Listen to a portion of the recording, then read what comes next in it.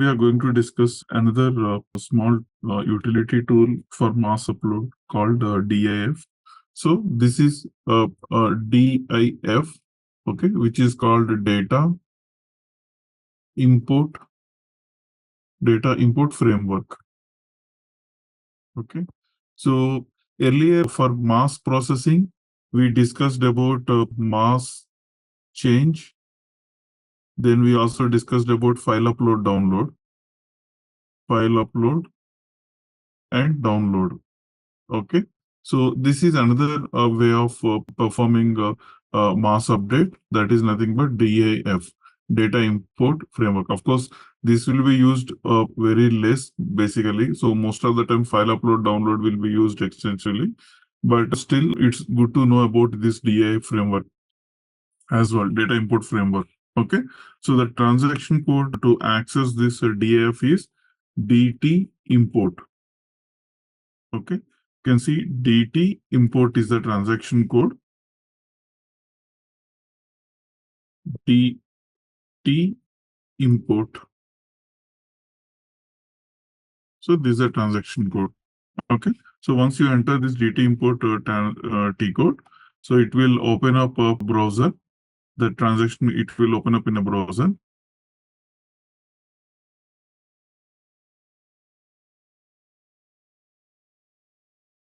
Okay, yeah. So this is the UI DT import. When you enter DT import T code, so it will open up this particular UI. Okay, so the purpose of this particular data import framework is, if at all you wanted to load the data into MDG system, then you can make use of this particular DT import T code. When I say load, means earlier, if you remember this file upload, download. So you are downloading the data, and after that you are modifying the records and you are uploading the data. So this is just like, let's say, for example, this is your MDG system. So this is the MDG layer. You have the staging and active area. Okay, so this is your ERP layer. Okay, so now assume that you got the data in a file format. Okay, some file format. This data can be from your existing, let's say, another ECC system. ECC or your transactional system, or probably it can be some from non-SAP system. Okay, so you got the data in a file format. Now you wanted to load this data into MDG system. Okay, it can be used for your initial data migration. Okay, that, or else it can be used for regular uploads as well. Okay, so when you have some remote system and you wanted to load the data from the remote system into your MDG system at regular intervals, so then this is another option where you can actually prepare the file in a required format, and then you need to load the file into MDG system. So it's basically loading the data into your MDG system. Okay, using this particular transaction code. Using it will be, the input will be the file. Okay, so now this is the UI where you will be basically performing the load activity. Now, if you look at this particular UI, there are multiple options are there in this UI. So let's learn about each of these options. The first thing is object type. Okay, so you can see which object type, which object you wanted to load into the system. It shows business partners, your classification data, BP relationships, cost center, profit center, customer data. Okay, so similarly, you also have material. So if at all I wanted to load the material data, you need to choose here material, object type. Okay, and then provide some description, initial load. Okay, so provide some description. After this, the next option that you have is something called override. Okay, so if you don't select this checkbox, you can see this UI split into three portions. The first one is import settings. Import setting means what object you wanted to load and what CR type you wanted to use. So that is for the import setting. The second portion talks about when do you wanted to load the data. Do you wanted to load it immediately, or else you wanted to schedule it later point of time? And the third section talks about the files. You need to browse the files and choose the path over here. So now in this one, So we are discussing about the import settings first. So which object you wanted to load, and then what is the description, and then you have an option called override. If you don't tick this particular override checkbox, so then what happens is in your input file, there might be, let's say, for example, 1,000 records are there. Out of 1,000 records, maybe let's say 700 are new records, and 300 records are already existing materials, right? It can happen that you are receiving some updates to the existing records as well. Whereas it can be all together in new files. So now your input file contains 1,000 records, and in those 1,000 records, some of them are new.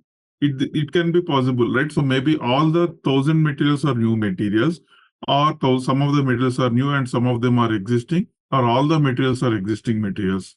So either of these three cases are possible. Now, when you're loading this file with this kind of set, some of them are new and some of them are existing records. If you don't select this checkbox, you override. That means system, if you don't select this checkbox, system assumes that whatever the data that you are loading, it will be all the new records only. But what happens? System, it will understand that, okay, from your input file, there are some 300 records are already there. So what happens? Your input, when you are loading the data, the process will get stopped. Stopped in the sense, it will show a message saying that there are some existing materials are all there, or existing objects are there. So if you don't select this checkbox, system assumes that whatever you are loading, all the new records only. And if it encounters a material or an object which is already existing in the system, the process will get halted, and you'll get an error message saying that there are some records that are already existing. Okay, but if you select this checkbox, then what happens? Again, load the file. It won't complain about existing data, because we are saying here override, which means from your input file, if there are any existing records are there, you just simply override that from your input file data.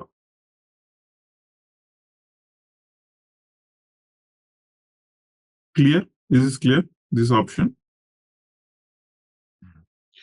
So what if we have a custom field in the object? So while we are loading through this file, if you wanted to upload file, custom field also, how do we do it? Yeah. So that option is there. So I'll come back to that question when we are talking about the file format. Currently, I'm just explaining these options. We will discuss about the file format. So during that time, I will explain that how it will handle the custom attributes. Okay, fine. But you got this option, right? What is this if you override means? So if you select override, if your input file contains both the sets, then it will override as well. Okay, so that's the thing. Now, on the right hand, you can see something called governance settings. So we discussed this option during our data import framework. Okay, so what happens is here, when you are loading the data into your MDG system, you have three options. Okay, so option one, you can load the data into MDG, that means CR process, MDG layer, and then after the CR gets activated, your data will be moved to your active area. This is option one. Option two, directly you can load the data into your underlying active area ERP layer by skipping your MDG process. So this is option two. Okay. We also have another option called option three, where you will be loading the data. You try to load the data into active area, and for the failed records, system will create a CR. So this is option three. So these kind of options we discussed in data replication framework. Okay, so the same options here also you have. Okay, so now if you look at this one, governance checkbox is unticked. That means I wanted to skip the governance process, which means the CR process, and I wanted to load the data directly into my active area. So if at all you wanted to load the data directly into your active area, nothing but here the row number, this two, interface two, right? Where you wanted to load the data directly into your active area, only into active area. Okay. So this we call, if at all you wanted to go with that approach, you can untick this governance checkbox. And you see this change request type field is grayed out. This field is grayed out. So it doesn't ask any CR type, and you can actually browse your file, and finally you can import it.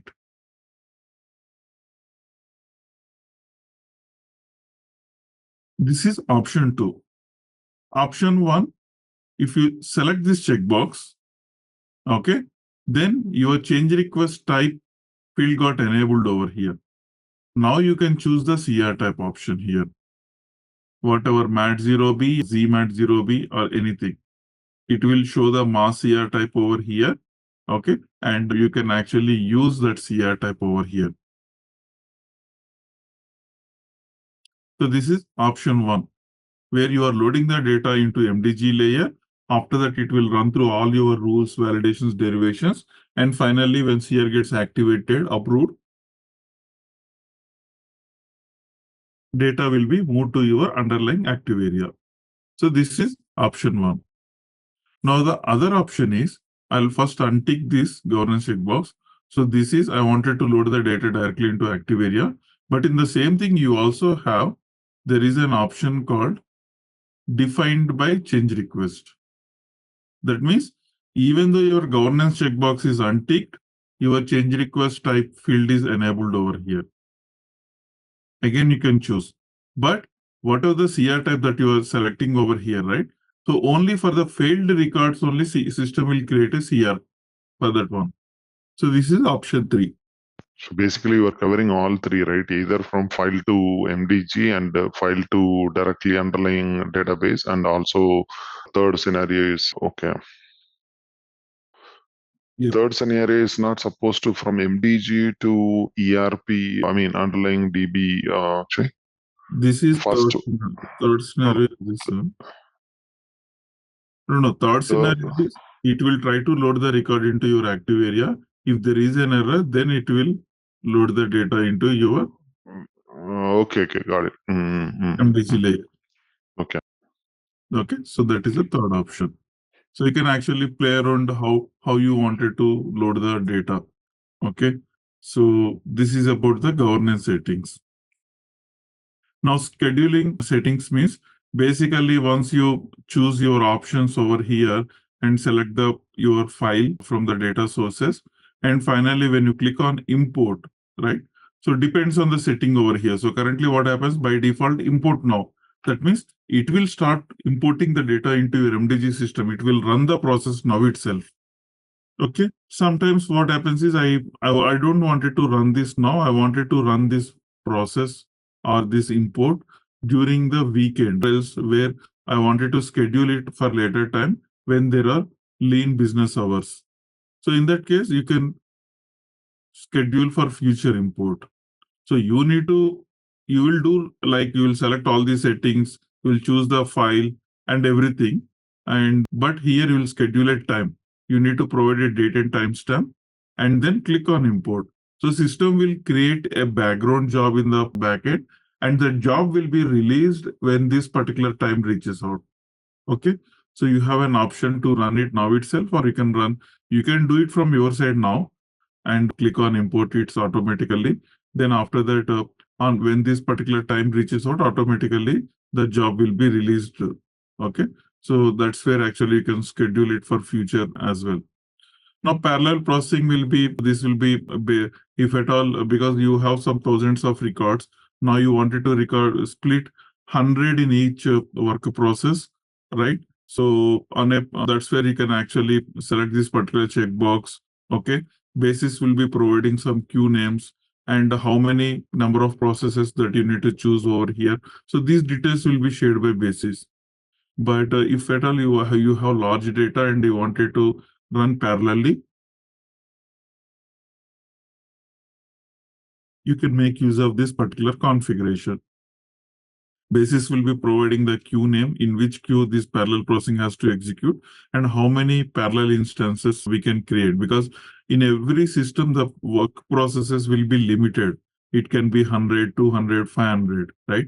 Now, again, if you put all the work processes here itself, so all the work processes will be allocated to this particular program only. So when in that case, no other process can be executed in the system, right? So that will have an impact on the other users as well. So that's why you need to ask the basis that how many parallel number of processes I can use. Either it can be 2, 3, 5, right? So usually it will be less than 5, maybe 2, 3, or up to 5. We will provide. Okay. So this is about the where you wanted to run in a parallel mode, this particular program. Okay. Now coming back to the final one, that how do I load the file, right? So that's where you have data source option. Okay. Now you can click on add button. So to load your material data can be like, you can see here, 4 options are there. So option 1 is where you are choosing, you are loading the material data. Option 2 is for the same material data, you can also have classification data if at all you are using classification. So for the classification level attributes, right? So it will be a separate file. Key and value mapping we discussed. So key mapping is where the keys will be mapped, source keys and target keys. Value mapping will be usually if you want to have a translation between your source system and MDG system, that value mapping also you can directly load over here using this particular tool. So 4 objects are there, but you need to run one after another. First, you need to load the material data, then you need to load the classification. So it will be in a sequence. If at all I wanted to load only material data, just choose only product. Okay. So now directory. So source directory is the one where all your files will be placed. You need to place a file in this particular source directory. I will show you this one. Usually basis will be providing the source directories. Currently there is nothing, no source directories are here. So it will be like a basis will be creating one source directory in the system, and they will be providing you the source directory. So you will be placing all your files into this particular source directory, all the files. Now here in this particular program, you need to choose your source directory where the files are placed. It can be one file or multiple files. So when you choose the source directory, system will try to consume all the data, all the files that exist in the same directory. Okay, so now these source directories, right? So of course, basis will be providing to us the directory names, but for your knowledge purpose, where do we basis will create this file, these source directories? There is a T code called file, F-I-L-E, file. So in this particular file transaction, you can see all there are certain source. Here you have something called logical file path and physical file path. Both are there. Okay. So usually basis will be creating here one logical file path first. Logical file path can be anything, some meaningful name, MDG underscore material source directory, something like that. Okay. So it can be anything. So you can create one logical file path over here. Okay. Now you can see there is one logical file path, ZPH test. Okay. And this doesn't tell you the actual folder path in your server. You create some dummy logical file path in a meaningful manner. And after that, to this logical file path, you will be providing the actual file, actual path, where that in the system it resides. It will be in the user directory, SAP folder, temp, ZPH underscore test. So likewise, like this. Okay. Now this means this particular, this is up to your folder. Under user directory, ZPH underscore test is a folder. Now in this folder, all the files, how do you represent all the files? Because you cannot put any specific file name. So that's why you will be putting like this open and close braces. In between, you will have a file name, which is a keyword. Hey, you know, ZaranTech now offers SAP corporate training. That's right. Train your workforce in SAP with our comprehensive program. We offer customized courses, certified trainers, and hands-on labs for both individuals and businesses. Our standout features? Bespoke training, fully configured servers for practice, in-house materials, and a dedicated LMS. Plus, get session recordings and 24/7 support. From functional to technical modules, we have got it all. Choose ZaranTech for SAP training and watch your team excel. Learn, upskill, succeed with ZaranTech. So if you place something like this, if you add this as a suffix under your folder, then any files, this means it's all the files. This indicates it all the files in the folder. So now this is your actual path in the system. If you go to your user log, the folder, users folder from their SAP folder, and when you look at all this, so this is the actual folder. And inside this folder, this is the file name. We are not hard coding any specific file name. It can be with any file name. That's the meaning. So we are creating this logical file path and we are attaching actual physical file path over here. Okay. So now you need to specify this is my source directory. So this will be done by basis and basis will provide to you. So basis, you need to ask basis two directories. One is source directory, other one is archiving directory.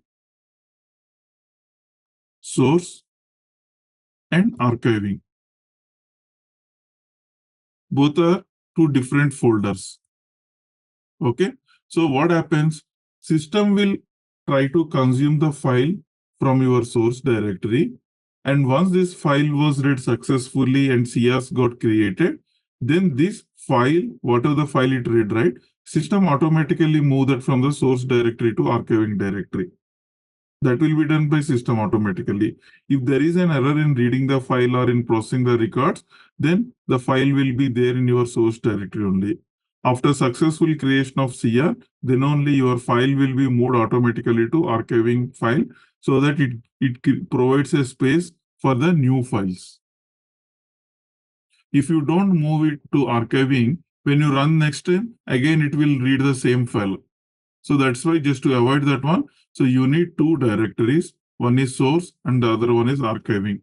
And both will be created in the same manner. Like how I showed you here, logical file path and this one. So in the same manner, you need to create two logical file paths. And once these two logical file paths are created, now in MDG, okay, so if you go to classic mode, central governance, general settings, there is something called data transfer. Okay, so under this particular data transfer, there is something called define file source and archiving directories. So first, both has to be created in your file T code. Okay, and then after that, you can come to this particular transaction. Okay, here in data transfer section, click on new entry. Logical file path, you can add the one that basis provided or that we just created some time back. It should be there in the end. Where is that ZPH test?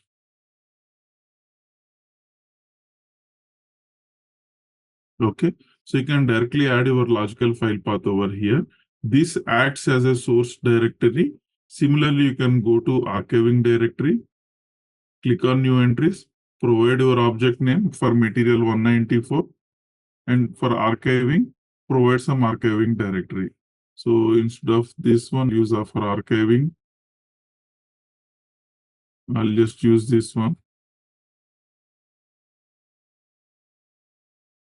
Okay, so what happens? System will move after successful consumption from the source directory to the archiving directory, that file. Okay, so now we maintain both source and archiving. Let's look at here. When you do a refresh, it is showing the source one. So when I select my source directory, it will try, and when I run this particular report, or when I click on this import button, it will try to read all the files from the source directory, and it will start creating the CRs, mass CR. Any questions so far? What is this about a queue name? So queue name is basically if you worked on in AAF or anything, right? So generally you will, the basis will be creating something called these queues, and those all work processes will be, let's say when I'm running a process, right? So that will be tagged to this queue.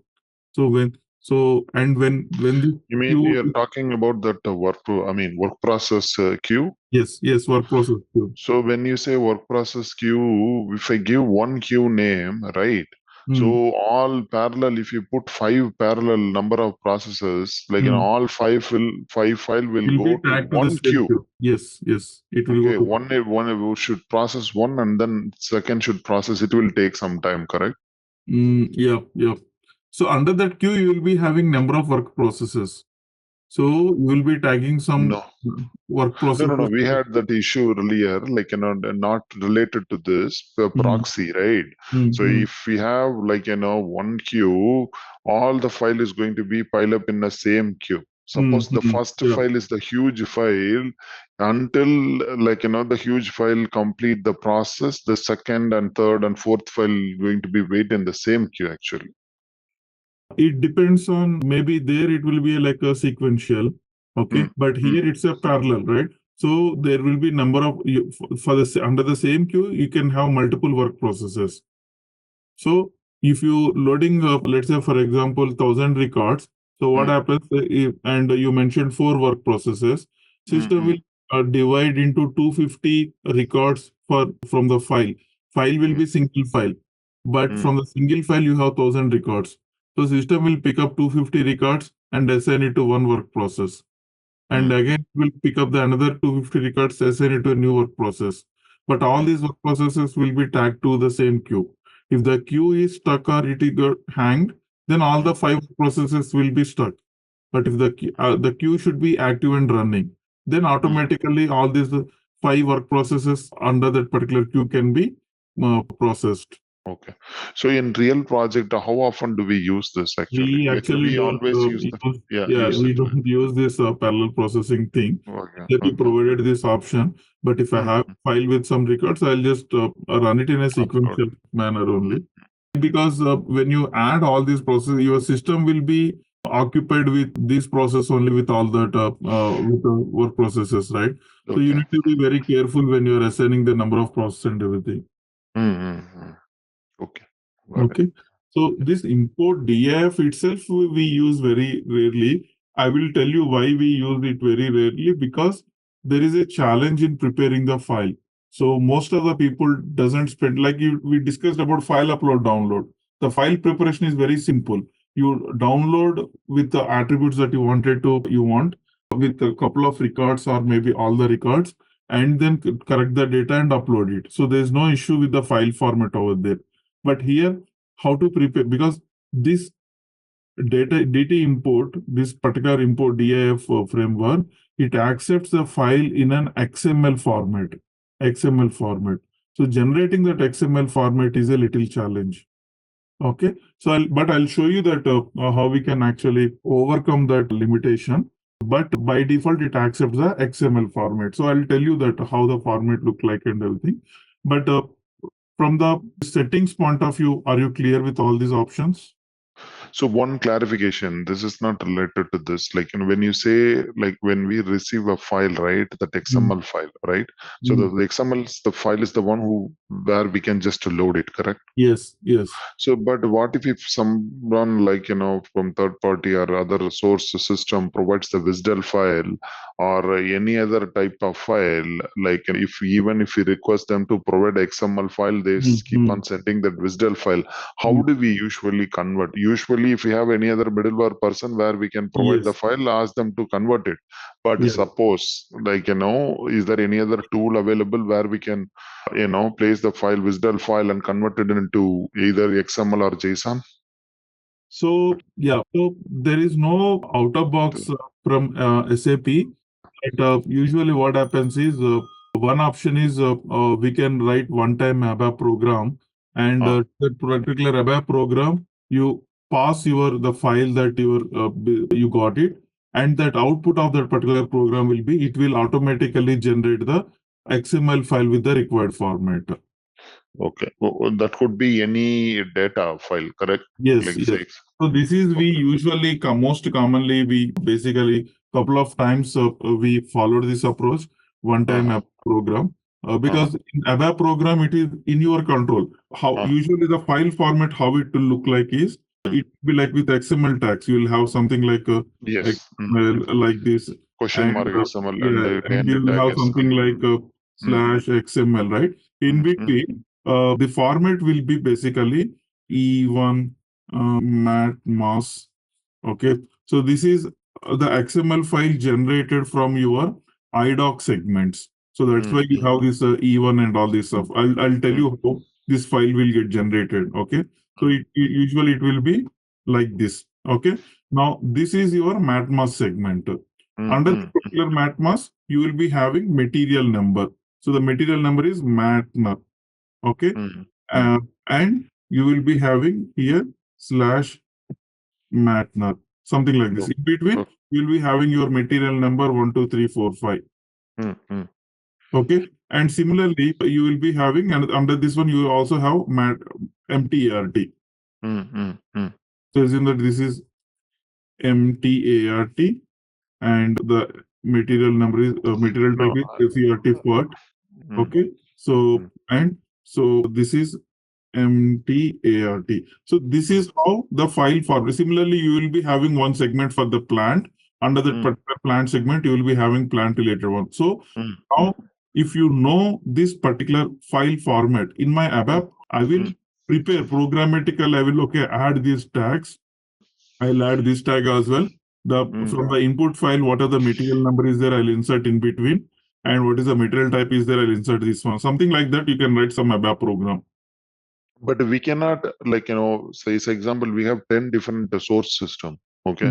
All the format is going to be different, correct? So that's it. Suppose I mean, your program should dynamically. either it will dynamically or else there should be, okay, from this particular source, I will always get a file with this some format. Let's say, for example, so this is the reason. No, mostly people will avoid this one. Okay. So now you have source one, you have two, and you have source three.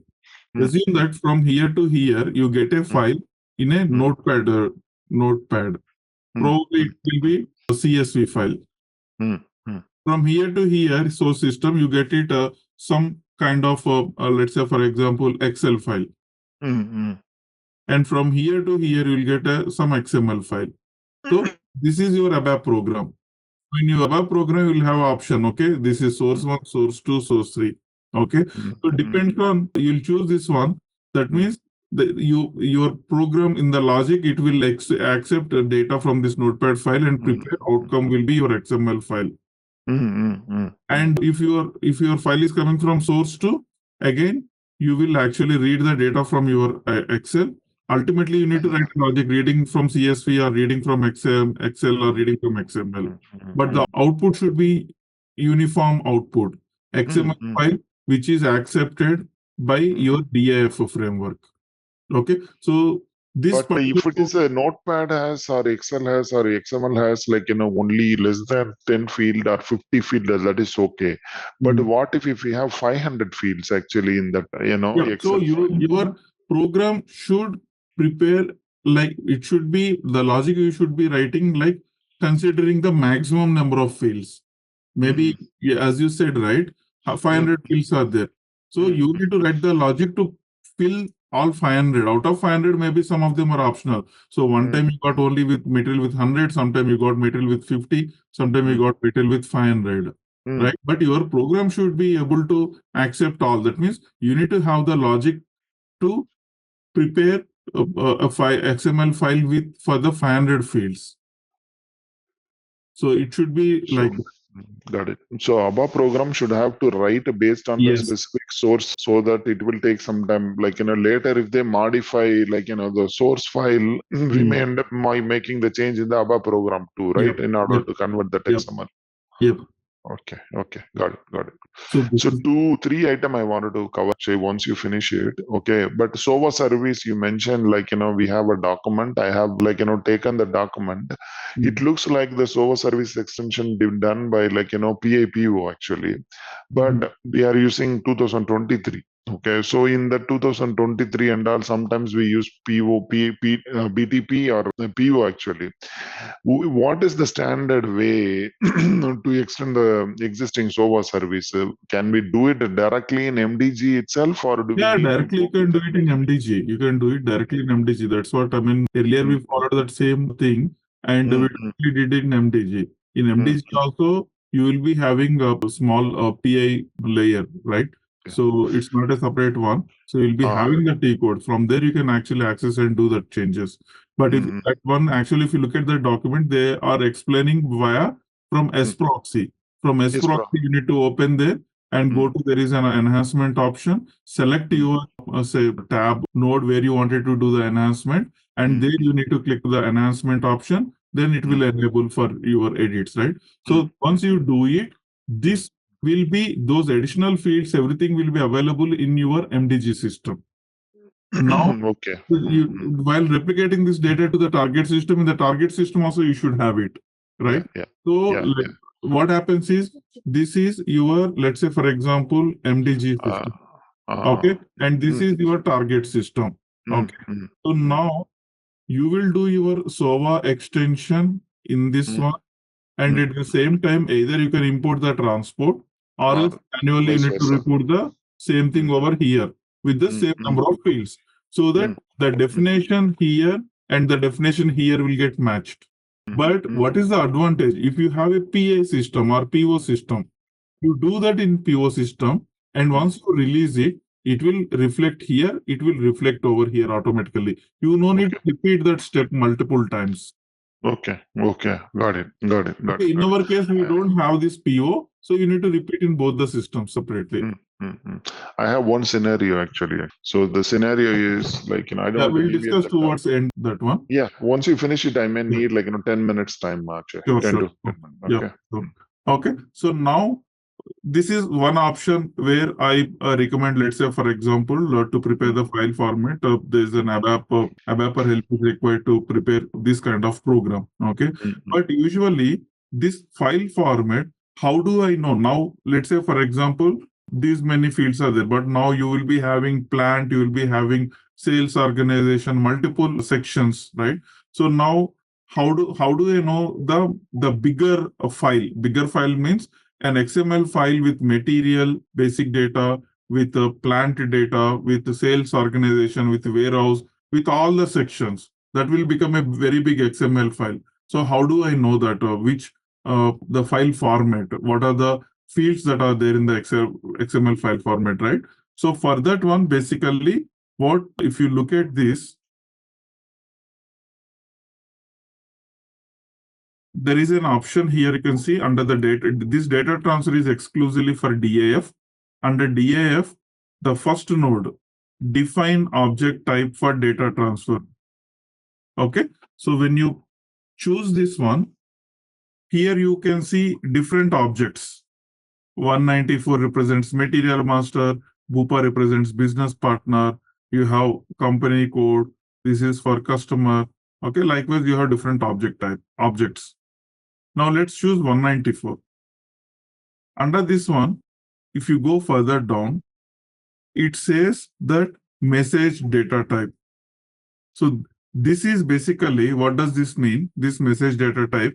So usually we have this IDOC. What for material master, to replicate the material master, what is the IDOC? So that is a matmas IDOC. For matmas IDOC is a message type, but you have the basic extensions like matmas 01, 02, 03. The latest one is 05. So whatever this matmas 05 or 04 or 03, so these message types will be having the segments, right? So the segments means, let me show you one. show WE. So the basic mat mass 05. If we use mat mass 05, okay. So now you can see these are the different segments. This is E1 Mara general data, and you also have material descriptions. You have you can see the description right side. Okay, so these will become your tags. I mean, the open the nodes, whatever I'm saying here, right? E1 mat mass. So this is something like this. Okay, and under this one you will be having some more segments. So now from this one you can generate XML file. This is an IDOC. Okay, from the IDOC you can generate an output XML. What we do is you can generate one IDOC from this particular you can generate one XML from this particular IDOC segments. How to generate that? So basically you need some IDOC knowledge on that one. So that is basically what happens is when you are configuring the IDOC ports, the ports is, so let me show you the IDOC, this one. If you go to WE20, in the WE20 partner type LS, if you choose one of the target systems here, let's say this is one of the target system, you can see the message types, IDOC message types. Okay, so here let me choose Matmos. Do we have any Matmos? Okay, so let's assume that this is one of the Matmos one. So when you configure this message type, so there will be something called receiver port. Okay, so this receiver port, when you double click this, it will take you to the port. So usually you can see here when you need to create these kind of ports when you're configuring the IDOC. So here you need to create one port with this XML file. You can see here someone created test.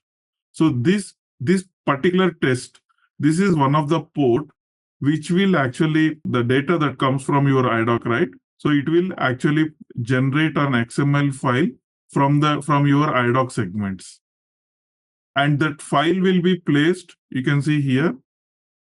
Usually we'll select this text XML. RFC destination is this one. There will be, just a minute. Test.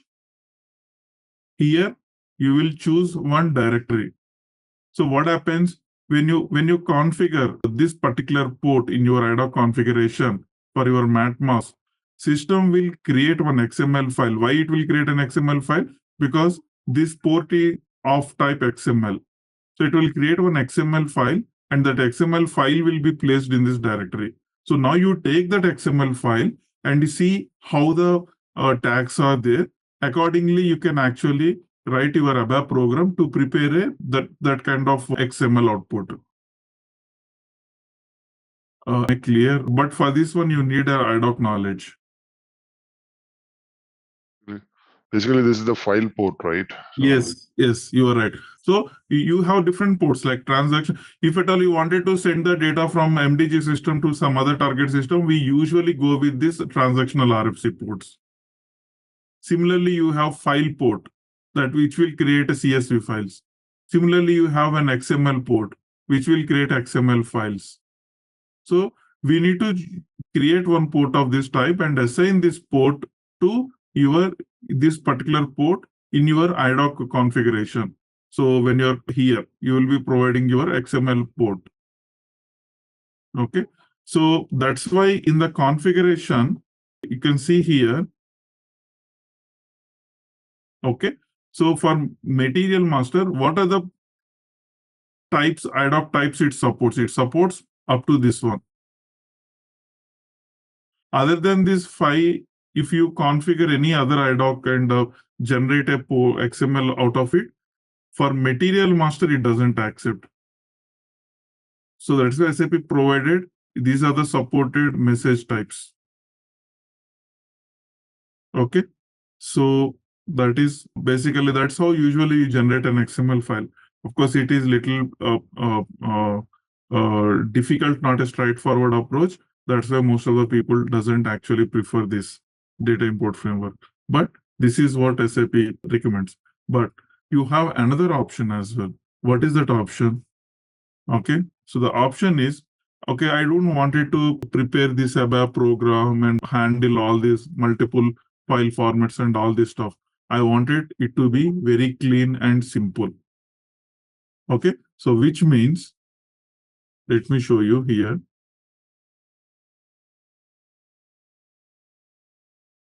Okay, here, this is your MDG system,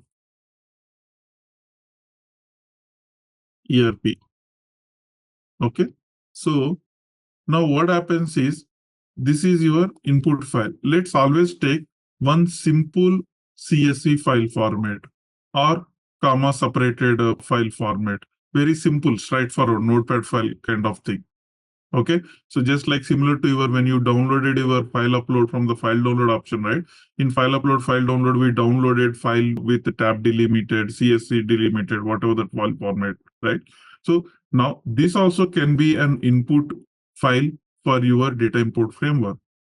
What happens? MDG provided here a baddie.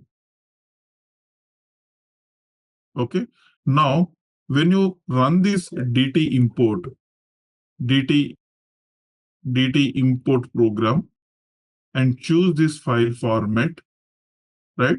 Then what happens? This program DT import will send this particular data to this particular baddie, your input file. And this particular baddie now populate your IDOC structures.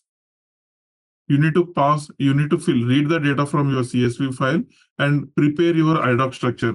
What do you mean by IDOC structure? So with this format. So let's say all the plan data you will fill under this particular structure, MARC1 structure. Okay, so you can see here all these are the different attributes under MARC. So you'll be filling the data to these particular fields. So you can actually pass your CSV file, but in the baddie you will be writing. Populating IDOC structures is easier than preparing an XML file format, in my view. So this baddie, say that again, Akshay. Preparing an XML file, right? Because we discussed earlier preparing that XML file using a program or as that XML post, all those things. That will take not a straightforward one, right? But instead of that one, you can have input file as a CSV file. And in the baddie, you write a logic to read the data from your input file and prepare your IDOC structures. Okay, got it. Very simple. I'll show you some sample piece of code. Okay, so sure. That baddie will prepare that required IDOC structures, and that baddie will pass the data to your data import framework. So basically, this baddie we call it as a converter. File converter. Okay, so later SAP realized that many customers asked that, hey, this XML is a little not comfortable. Then SAP provided this baddie. Okay, so now let's look at first that baddie.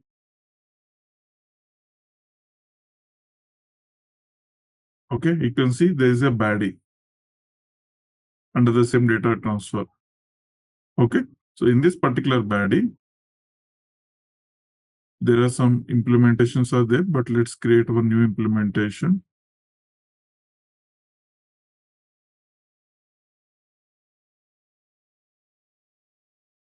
Okay, so I'm just implementing this particular baddie.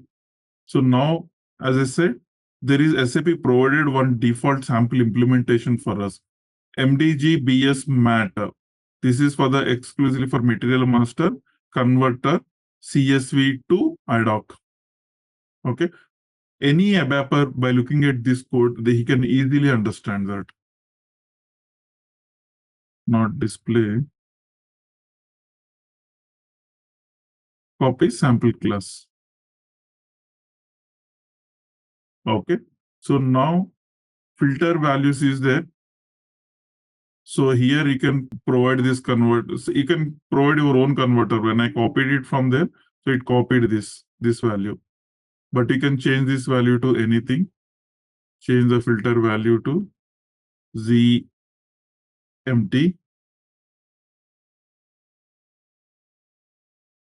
Okay, and go to this implementation.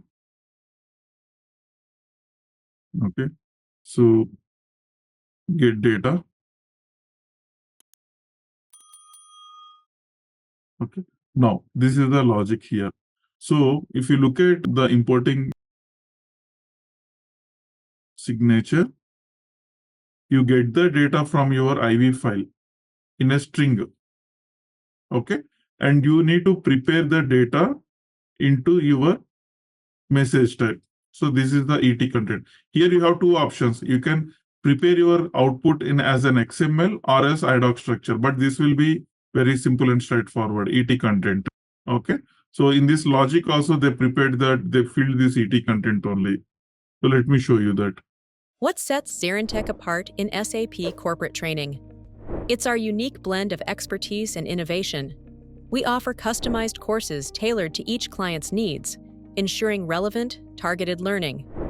Our vast trainer database brings you wisdom from the best in the field.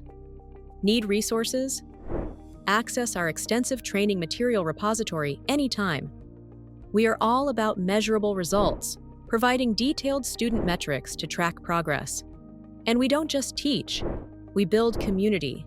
Join our thriving social media network, connecting learners beyond boundaries. With ZaranTech, you are not just training, you are transforming your SAP expertise. Okay. So your file is there. So this is the file, inbound file, okay, in a string. So you know what is your delimiter. It can be comma or tab or whatever, colon, whatever.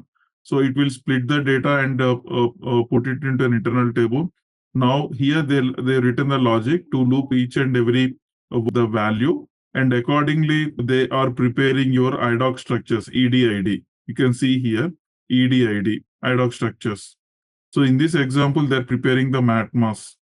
They're filling the MATMAS structure. Do we have that sample code in there actually? This sample code will be available in every system. Wherever you do an implementation, so this is the default code you can copy.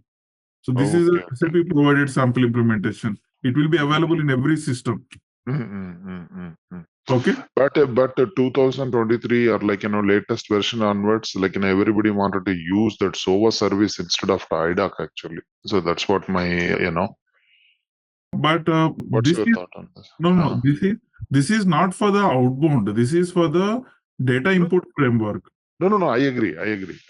But I'm just saying for the data replication standpoint, we have 4 options, right? File, another IDOC. That all again we discussed, right? So even we are in my current project also we are using IDOC only. We are not using the SOA service for the material master. For BP we are using SOA service. So that we had a discussion. Depends on your target system, depends on your need requirement. Got it. So is there for material also, product master. That also can be used. So there is no issue. But IDOC, which actually has all the what do you call that sequencing thing and everything it has. So that's why of the time for material master we prefer IDOC. Okay. Because in some target they ask us to use that RFC instead of SOA or IDOC actually. It depends on Yeah. Okay. So basically here there is a sample piece of code how you can actually fill your IDOC structure, and then always you can upload. Okay, once this is done, right? Let me save this.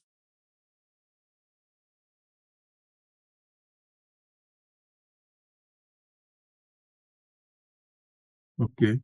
So once you activate it, when you're running this particular DT import, now you need to link your this particular baddie, that converter. So for that one, first choose your object material, enter some description. There is custom converter settings. When you do an F4, wait a minute, there is one configuration. So our converter is what? ZMT. ZMT is our converter. So come out.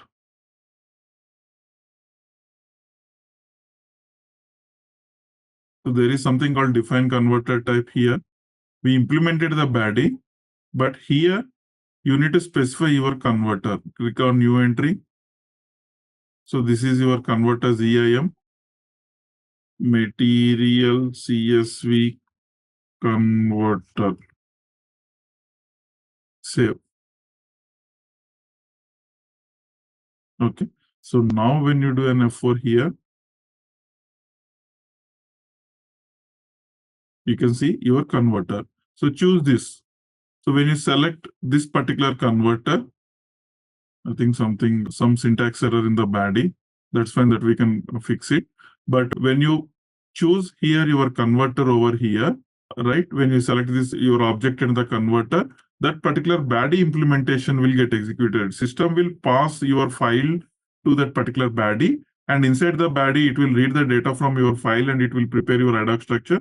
That ad hoc structure will be passed to your data import framework program, which will read the data from your ad hoc structures and prepare an output of that CRs and everything, rest of the process. Any questions on this? Okay. If no questions on this particular topic, so I wanted to, you are looking for IDOC configurations, right? Okay, so let's discuss that one also quickly. Okay, so for IDOCs usually, so as I showed you here, right? So IDOC, I mean, to send the data using IDOC thing, so we call it as like a SAP. There are some message type. Basically, we call it as a message type. So SAP provided certain message type. So this is one basic type. MATMAS05 is the one of the basic type. Okay. So now under this particular type, you have different, this we call it as a segments. Okay. Now under this particular, there is one segment. Each segment will be linked to, I mean, logically, let's say, for example, this particular segment contains all the Mara data. So when I double click this, it will go to the segment editor. Under the segment editor, you can see, okay, material created by, created on, created by. So you will have all the deletion flag, material type, material group. So you have all this data. So we will be filling this particular fields at runtime. You need to fill this data. Okay. Likewise, there are multiple segments are there. Okay. So now I showed you this one. This is for your material, some additional fields. Someone, maybe SAP added some fields over here. You can see these are some of the standard additional fields. And after that, you have something called all the material description gets stored over here. Plant data gets stored over here. Under this one, again, it got split into multiple child segments. Under plant also, you have certain forecasting parameters, then product grouping related parameters, warehouse related parameters, consumption planning related parameters. So logically, your MARCI data, you can see this is MARCI data, this is MARD. So likewise, logically, SAP created the segments and split those attributes into the different segments. So likewise, you have MARM. This is basically your unit of measures. This is your valuation related segment. This is your warehouse related segment. This is your sales organization related, tax classification, your text. So likewise, your attributes will be, material attributes will be spread across multiple segments. So logically, you can find those segments and the attributes in the respective segments. So this is your IDOC structure. So this will, your material data will be send it in this particular format with these segments and the fields format. Okay. So likewise, you have different IDOC types, like this is for material master, similarly for CREMAS. CREMAS is for customer master. So you can see different versions are there in each. This is the latest version. This is the vendor master data. So here, your data will be LFA1, LFB1. Likewise, the data will be spread across multiple segments. Okay. Similarly, you have DebMas for the customer master. So likewise, SAP provided different message, these message types to you. Okay. So now What? So one clarification here. Suppose in the DRF, right? Mm. If you have any other custom fields, either S4 side or MDG side, where they can just complete that IDOC segment extension, and where they have written that user exit to populate the field Yes. value, where Yes. we can transport it, so that we either one of them can use it instead of two side can develop it. Correct? Yep. That's true. Okay. So now what happens is, for the configuration, always your configuration starts from first, what is that, sale. So in the sale transaction, there will be logical system should be created. This will be done by basis again. Logical system means this logical system represents your target system. Okay. So first you need to create the target system over here. So this will be done by basis. Okay. So once, let's say, for example, you create one logical system target. Okay. You can create like this, the logical system. So once your logical system is created, then you need to send the data from your MDG system to the logical system, right? So that means you have to connect to the target system with some user credentials. That's where you need to create an RFC destination. So how do you create that RFC destination? Again, there's an SM59. This one also will be done by basis. RFC destinations we don't create. Okay. So under ABAP connection, we'll be creating the RFC destination. So this RFC destination, if you take S4H, this is name of your RFC destination. So here, basis will be providing the logon credentials. So to the target system, how do you connect? So you will be connecting with the user credentials or whatever that logon. So basis will be providing this. Basically, basis will create this RFC destination. Using this RFC destination only, your data will be pushed to the target system. Okay, you can do a connection test whether these credentials are working fine and all that stuff. So first, then after logical system creation, you need to create this RFC destination. Once this RFC destination is created, once these two things are created from the MD, not from MDG, generally from SAP consultant point of view, what we will be doing is the first one, we will be creating something called port. The transaction code is W21.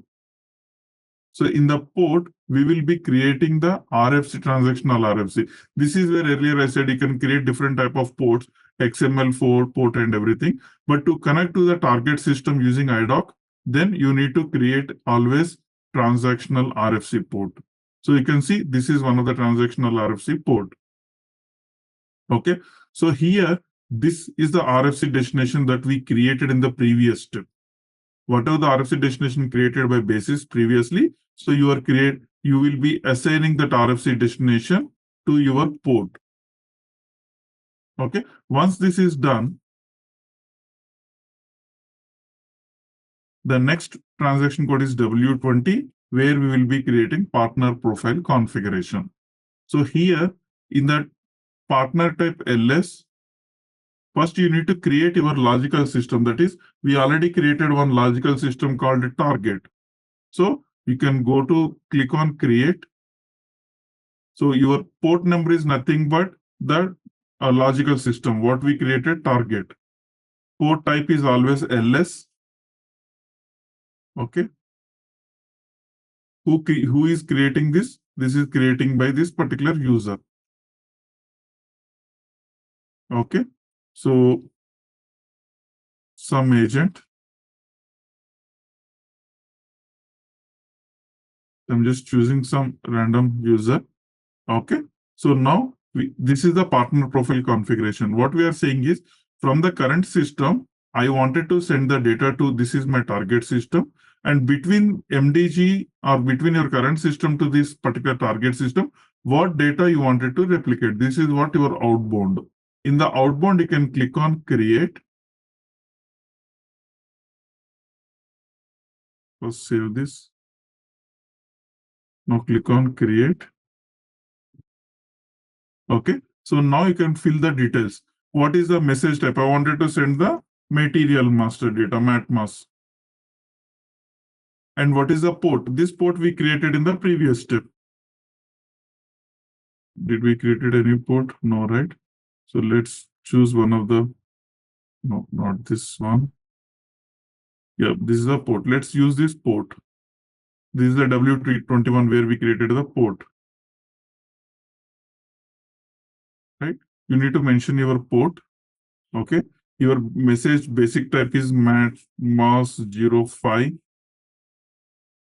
If you created any extension, like to include your Z attributes, so you need to provide that extension name over here. And you have an options like whenever IDOC that gets created, you wanted to trigger pass the IDOC immediately, or you can collect the IDOCs and send in one shot at regular intervals. So you have these options as well. Okay. So you can save your changes, packet size. Let's put some packet size 10.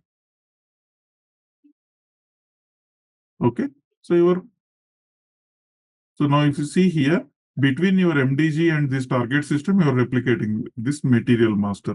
So likewise, you can add under the same partner, you can add CREMAS, DebMAS, or CLFMAS, all your message types that you wanted to replicate. Similarly, whatever you wanted to receive, you can put as the inbound message types. The same configuration, you have to do it in the target system, but in the target system, it will become inbound. Here it is bound, there in the target system, that will become an inbound. So likewise, you can create your IDOCs. And you will get lot of documentation around the IDOCs. If you Google it, how to create, how this is the standard IDOC. You can create your custom IDOCs as well. Of course, for material and everything, we use the standard ones only. So you can Google it, or else if in case sometimes if at all you wanted to create custom message types as well, there are a lot of documentation step by step IDOC creation. You can Google it, step by step IDOC configurations. So you'll get a lot of documentation around on this one. The IDOCs. Okay.